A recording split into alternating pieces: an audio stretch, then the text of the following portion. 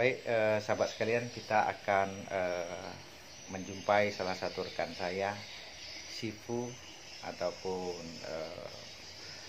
partner kerja saya itu Sifu Heri ya. Beliau salah satu tim kita di Angkasa Wallet.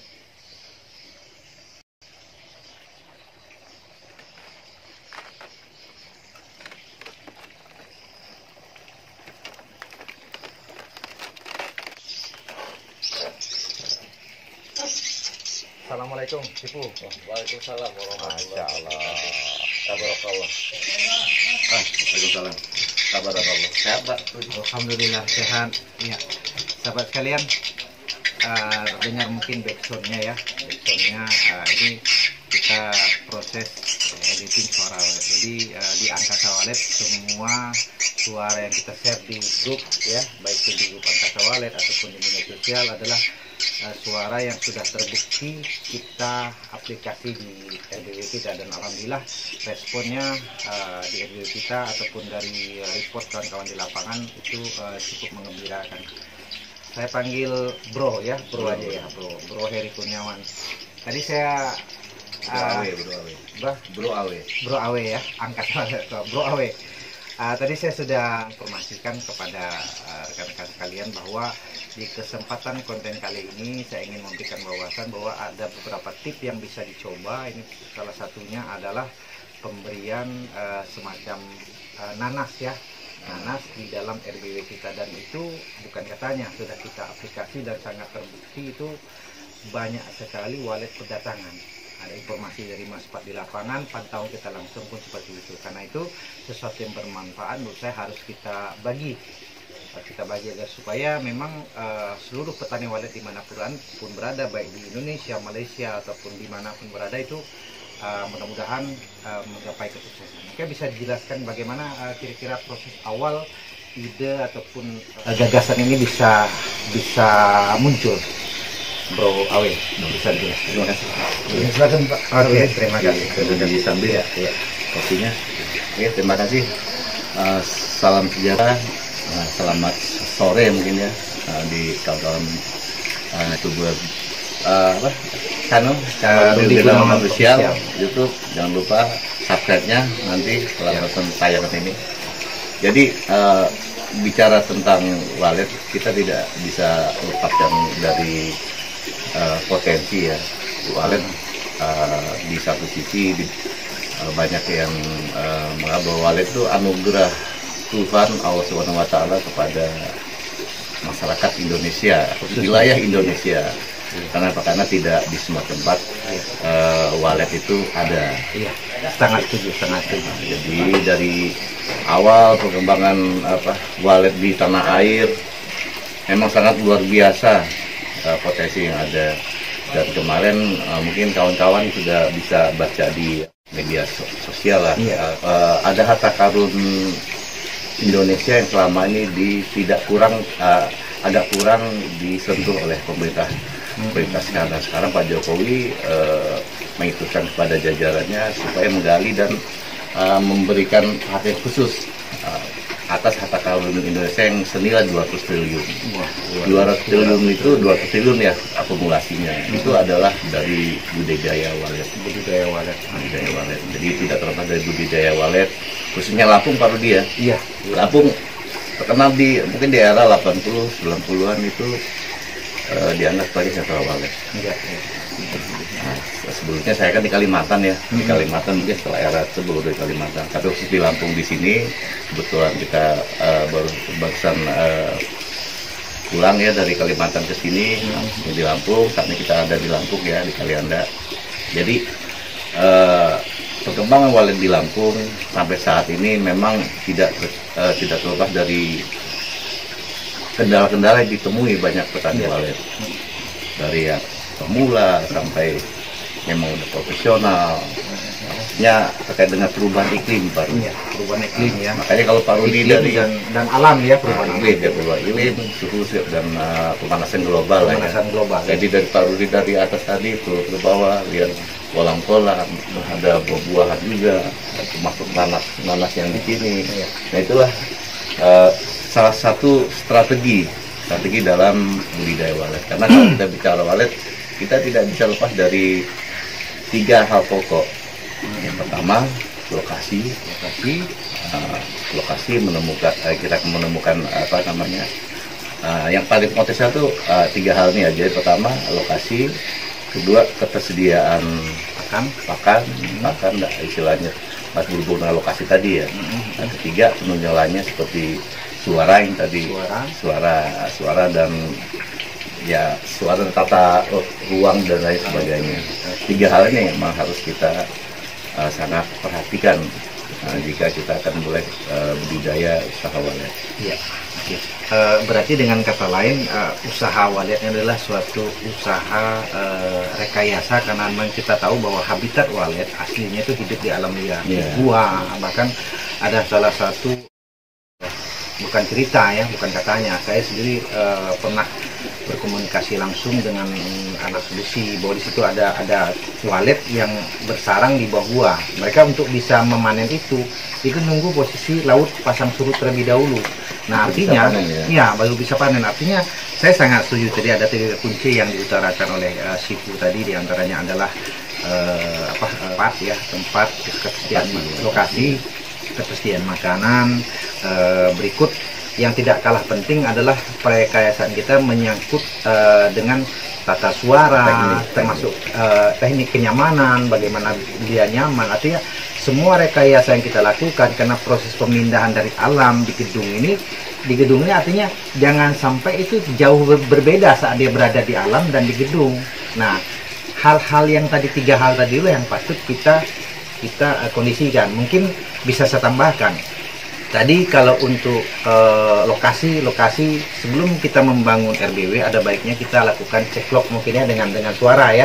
Apakah di termasuk daerah kita ada pelintasan walet atau seperti apa? Mungkin salah satunya bisa dijelaskan. Makanya kita 3 hal tadi, lokasi, kemudian pakan, makanan alami burung walet, dan juga teknik budidaya, itu suara dan sebagainya. Pada teknik lokasi, salah satu kita bisa cara visual langsung mendapatkan adalah tempat-tempat memang kelembapannya bagus. Pertama bagus dulu kelembapannya, tidak di tanah-tanah yang gersang ya. Tempatnya terbuka. Nah, terbuka ada faktor, tapi intinya tempat itu harus menunjang. Memang mungkin kita bisa lihat seritinya banyak atau ada 1-2 walet. Atau kita tentukan lokasinya tepat di mana, baru kita untuk memastikan lagi bahwa lokasi itu memang tepat, kita adakan kalau secara rekayasa namanya cek lokasi dengan suara memang dia suara memang sangat direspon oleh walet, khususnya suara ceklok. Ceklok itu dianalogikan bahwa ada suara walet yang meminta pertolongan kepada koloninya. Sehingga dengan ceklok tersebut akan memanggil koloni walet. Jadi kita dengan ceklok tadi kita bisa memproyeksi rencana pembangunan gedung walet kita. Biasanya kalau kita cek lokasi, cek lokasi tidak 1 hari 2 hari ya, mungkin bisa 1 bulan, karena kan tidak setiap hari walet itu akan datang di tempat itu. Walet akan dinamis ya bergeraknya. Mungkin 1 bulan lah kita bisa pastikan bahwa lokasi ini tepat atau tidaknya. Nah, tapi ketika cek lokasi kita lakukan, dan di situ bisa terkumpul walet minimal 100. Jadi kita bisa akumulasi bahwa kita bisa bangun RBW ukuran berapa nih, di atas 200. Nah, kita bisa tingkatkan lagi besarnya, panjangnya untuk gedung walet ke depannya. Karena ini sangat penting. Sebagus apapun, sebanyak apapun makanan yang faktor 2 tadi ya, makanan walet, makanan alami walet, terus suaranya nomor 1 di dunia adalah tata letak ruangnya kita luar biasa bagus. Tapi kalau memang tidak ada koloni walet akan sangat lama. Makanya pertama itu lokasi. Jadi pininya kita datang, pininya kita dapat nih, ya kan? Dari sini pilih di situ, pini kita dapat 2 lokasi tentukan bahwa ini memang ideal untuk bangunan. Nah, terus kedua terkait ketersediaan pakan. Makanya di awal tadi kita bilang bahwa di Lampung pada tahun 80-90-an itu luar biasa sentra budidaya waletnya. di atas era itu banyak penurunan, bahkan banyak yang kosong. Itu tidak lepas dari perubahan iklim, pemanasan global yang kita nggak tahu penyebabnya seperti apa, dan ini menyebabkan para koloni walet berpindah ya. Secara alami dia akan mencari tempat memang lebih nyaman. Iya. Nah, suhu tadinya 25 menjadi 30, dia akan mencari, karena terbiasa dengan 25 akan mencari ke apa namanya tuh, kesamaan atas biasa perilaku dia di alam. Iya, ya, artinya hampir sama perilaku makhluk walet adalah juga makhluk hidup sama dengan kita. Makanya saya kadang-kadang apabila ada suatu hal yang menurut saya, artinya saya masuk ke menggeluti di bidang walet sendiri, sama mungkin dengan Bro Awe ya. Artinya secara tidak langsung, karena kita yang pelajari dalam makhluk hidup, pertama ada aspek spiritual yang kita tadabur di situ ya. Artinya hampir sama di luar 3 faktor tadi. Makanya tadi itu Pak Rudi, dari yang saya dari pemanas global tadi 30%, dengan adanya 30 suhu yang menaik ini, itu menyebabkan pertama walet atau sarang inting akan mencari di lokasi yang memang sesuai dengan kebiasaan dia. Kedua, dengan peningkatan pemanas global itu saya terapkan tadi, yang faktor kedua tadi itu akan sangat berkurang. Belum lagi perilaku masyarakat kita yang pembukaan lahan dan lain sebagainya, hilangnya ekosistem pertanian segala itu menyebabkan ketersediaan atas pakan walet tadi sangat berkurang. Sehingga salah satu itu nanti kita balik ke sini ya. Itu kedua. Dan ketiga, faktor untuk menjelaskan yang kedua ya. Faktor ketiga itu faktor teknik dalam budidaya. Khususnya tadi suara, tata ruang, silat sekar dan lain sebagainya. Itulah kurang lebihnya 3 faktor yang bagi saudara yang akan memulai usaha budidaya walet, akan harus sangat memperhatikan 3 faktor tadi. Baik, itu Pak Rudi. Ya, saya simpulkan dari apa yang dijelaskan oleh Syifu tadi, artinya Allah Subhanahu Wa Taala memberikan satu anugerah terbesar bagi bangsa Indonesia dengan hutan tropis dengan berbagai macam flora dan fauna, salah satunya adalah walet tentunya. Nah, artinya dipastikan bahwa kalau kita bicara geografis, Indonesia ini sangat potensial, artinya dimanapun berada itu salah satu sentra usaha di bidang walet ini jadikan suatu komoditas, dan terbukti itu memang disambut oleh pemerintah ya. Pemerintah dari beberapa artikel yang pernah kita baca tentunya. Nah, kemudian yang kedua kaitan dengan kita di sini, sudah saya informasikan juga bahwa kepada pemirsa sekalian bahwa konsep yang kita ciptakan itu adalah suatu konsep karena menyadari setelah kita pelajari bagaimana siklus hidup walet ini, jadi konsep usaha di sini terintegrasi artinya suatu hal yang beralasan. Kita ciptakan kolam di sini kaitannya adalah dengan ke suhu dan lain sebagainya. Nah, termasuk menurut saya dari pemaparan tadi, disitulah hadirnya suatu aspek keilmuan akademik. Artinya apa? Dengan melakukan rekayasa terhadap suara, dengan melakukan rekayasa terhadap pelembapan di RBW, sumber pakan, kita salah satu membudidayakan lembah lulu dan lain sebagainya. Termasuk ini yang akan kita bahas sekarang ini, kenapa kita berlakukan, kita tambahkan nanas ini ke dalam RBW kita. Ini adalah sebuah rekayasa mengantisipasi, atau karena faktor ketersediaan di alam itu kan memang artinya tidak bisa langsung kita ini, tapi setidaknya karena di RBW kita sudah ada terbentuk atau sudah ada walet yang masuk, minimal yang masuk ini kita pertahankan kan, dan seiring dengan waktu nanti akan terbentuk satu koloni. Nah, sarannya agar supaya ini yang ada ini tetap terjaga, kita harus siapkan tadi itu istilahnya sumber pakannya. Nah, salah satunya dengan ini. Kira-kira bisa dijelaskan bagaimana ini? Dengan ini. Jadi mungkin nanas. Jadi mungkin kita kasih gambaran dengan kondisi kondisi di sini ya Pak Rudi ya. Iya. Kondisi sini memang untuk koloni walet hampir dikatakan hampir tidak ada. Hampir tidak ada. Seperti dijelaskan di awal, di era tahun berapa dulu masih ada, karena memang kaitan dengan faktor iklim dan sebagainya. Kalau kita Pak Rudi keluar dari sini berapa kilo ini arah arah ke Palas, Aceh, ke ya, Selagi, itu hampir tidak turun dan tidak ada lagi waletnya. Jadi kita keyakinan itu tadi setiap usaha pasti ada jalannya. Jadi, dengan niat yang baik, insya Allah hasilnya baik. Ya. Jadi kita kata Pak Rudi tadi bahwa kita harus besar kepada Allah, ya percaya bahwa segala sesuatu kita. Dan alhamdulillah, dan tidak ada ini sudah ada Pak Rudi. Iya, sudah ada. Kita akan lihatkan video nanti dari. Jadi makanya ketika kita sudah ada titik terang bahwa ini bisa berkembang, nah, kita harus memancing para koloni walet. Sebenarnya karena walet ini dia makhluk yang bermigrasi.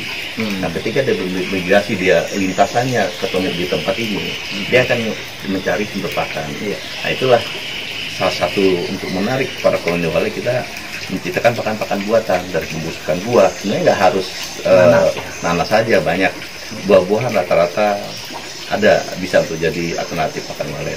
Tapi kalau di sini karena kebetulan ada saudara kita si Puyanto bandar ininya dia beliau yang memang pengusaha pengusahanya ya, kita dan di momen lebaran buat nastar gitu. Buat nastar ya. Dan kebetulan memang kita ambil yang nanas yang sudah hampir busuk lah. Coba kita bisa lihat ini nanas yang dimasuk ini sudah hampir busuk ini. Ini kalau untuk dibuat nastar ataupun dimakan ini sudah tidak layak lagi. Dan ini nanti akan keluar semacam semacam lalat lah, kalau lalat buah lah gitu. Bahasa Lampungnya raribung kayak. Raribung. Kalau di bahasa raribung ya. Raribung kalau bahasa daerah Lampungnya. Lalat buah sejenis dari pembusukan dia. Itu pertama untuk menarik koloni walet, dia terbang melihat raribung tadi naik ke atas dan dia akan melihat dan turun. Nah, jadi ini kan lintasan. Nah, kedua juga fungsi dari kita ciptakan pakan buatan di sekitar di dalam RBW. Nah, ini kan sudah ada hampir 10-an lah sarangnya, anaknya pun sudah ada. Nah, berarti kan dia sudah berkembang biak. Pertama ketika walet ini dia kawin lah Pak Rudi ya. Pak Rudi ya, dia kawin, dia akan bergantian untuk menunggu sarang tadi sampai anaknya besar dan lain sebagainya. Nah, pada proses pembentukan sarangnya maksudnya bergantian, semakin jauh dia terbang mencari makanan, semakin lama proses pembuatan sarang tadi. Dengan adanya sarang kita permudah jadi sehingga proses pembuatan lebih cepat dan perkembang biak pun akan semakin lebih. Nah, di sini poinnya artinya begini Pak Eri, artinya tahu ya, usaha walet ini sangat erat kaitannya atau dikait-kaitkan ya. Kita tidak menyebutkan dikait-kaitkan dengan sesuatu yang sifatnya mistis. Nah, kalau seperti ini kan secara nalar logika, saya artinya dengan itu penjelasan tadi itu bisa ditalar secara logika, dan menurut saya inilah salah satu saya pribadi termasuk Bro Awe di sini sangat tertarik membidangi ini. Artinya kita di sini usaha pun betul-betul usaha yang mendasar, ada kajian ilmiah yang bisa ditalar secara logika. Seperti tadi ya, logika makhluk hidup untuk bisa survive kan dia butuh makan. Nah, sedangkan kondisi lingkungan saat ini dan posisi RBW kita ini memang berada di pinggir kampung, atau tidak berada di hutan yang banyak ketersediaan makanan. Karena itu kita harus ada jaminan menyediakan pakan tambahan agar supaya proses tadi pembuatan sarang yang walet yang sudah ada di dalam ini, dimana kalau walet cuma sudah meminap, kita akan membuat sarang. Nah, kalaupun dia dijamin ketersediaan makanan, maka proses pembuatan sarang ini akan semakin cepat.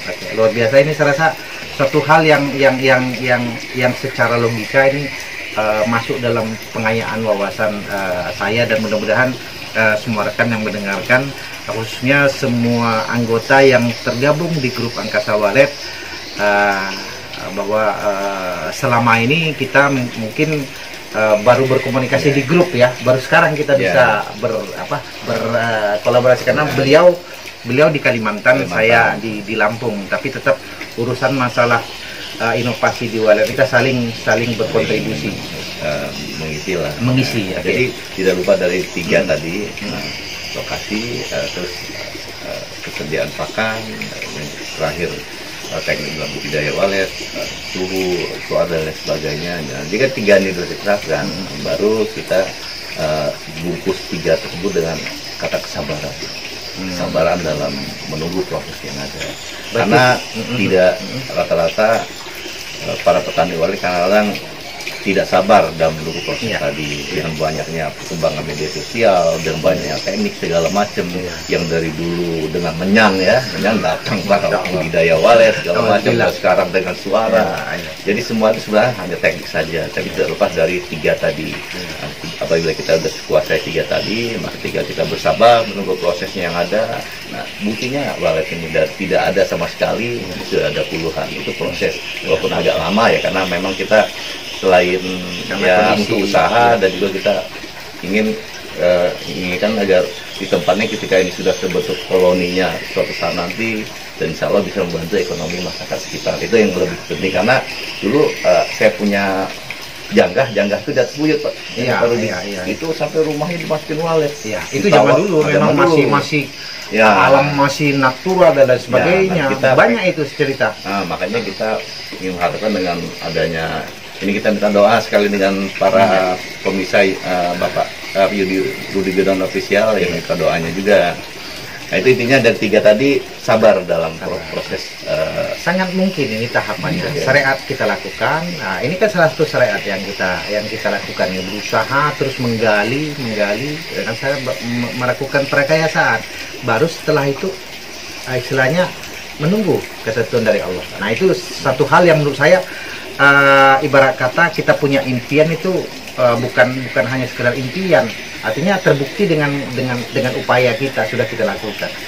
Oke, mungkin sebagai pamungkas ataupun ada satu pesan-pesan khusus yang bisa disampaikan kepada rekan-rekan kita tahu bahwa alhamdulillah dengan perantara kita berbagi ilmu atau pengetahuan seputar NDW ini, saya bisa ataupun Bro KW sendiri bisa berkenalan dengan Sifu yang dari Malaysia, dari Sulawesi, dari Kalimantan. Artinya kita saling berbagi, artinya tidak ada suatu hal yang kita tutupi. Apa yang memang mengembirakan, sesuatu yang kita coba di lapangan, ini langsung kita share. Itu satu bentuk upaya daripada kita bahwa kita ingin semuanya di sini mengalami suatu kesuksesan, dan betul-betul kesuksesannya itu ada sesuatu ilmu yang kita dapatkan, bukan katanya.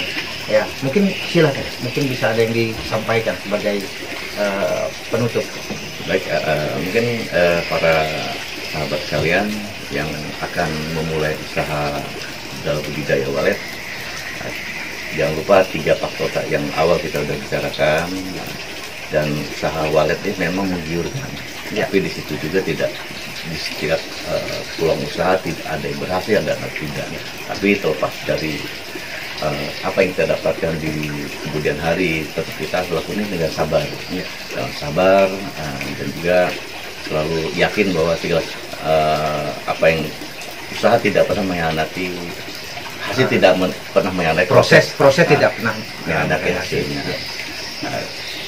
Dengan terus berinovasi, saling sharing dan lain sebagainya, dan juga jangan lupa, saya ada pengalaman dari kawan yang di Banjarmasin, di Kalteng. Jadi beliau tidak pakai suara, tapi dari awal dia bangun walet, dia selalu bersedekah, dan alhamdulillah. Jadi dipancing ya dengan sedekah tadi. Nah, ini di luar 3 tadi kita bicara konteks 3 hal secara logika seperti itu. Tapi saya punya kawan yang dia hanya sedekah aja, dan alhamdulillah luar biasa. Jadi apabila kita menggabungkan secara logika di dunia tadi ya dengan hal agama, nah itu luar biasa, suatu nik yang yang dahsyat lah, yang akan membuat kita menuntun kita ke jalan keberhasilan. Intinya ilmu kita kuasai, dan tetap jangan lupa bahwa segala sesuatu ditentukan oleh nasib takdir dari Allah Subhanahu wa taala. Mungkin gitu Pak Rudi. Luar biasa. Dari ini saya. Iya, sahabat sekalian, ada satu hal yang saya kutip adalah sungguhnya manusia yang paling baik di mata Allah adalah manusia yang bermanfaat untuk yang lain. Makanya tidak lain dan tidak bukan kita di sini, dan saya pribadi juga Bro Heri. Di sore hari ini termasuk kita niatkan untuk berbagi informasi, dan mudah-mudahan setibanya di rekan-rekan sekalian ini bisa menjadikan suatu inspirasi mungkin, ataupun suatu wawasan positif, dan terakhir mudah-mudahan kesuksesan menyertai kita semua. Amin ya rabbal alamin. Terima kasih, dan jangan lupa like dan subscribe channel Rudi Gunawan Official. Billahi taufiq wal hidayah. Wassalamualaikum warahmatullahi wabarakatuh. Sambil ketemu dengan tim AW Pak Rudi. Ya, di kenalkan.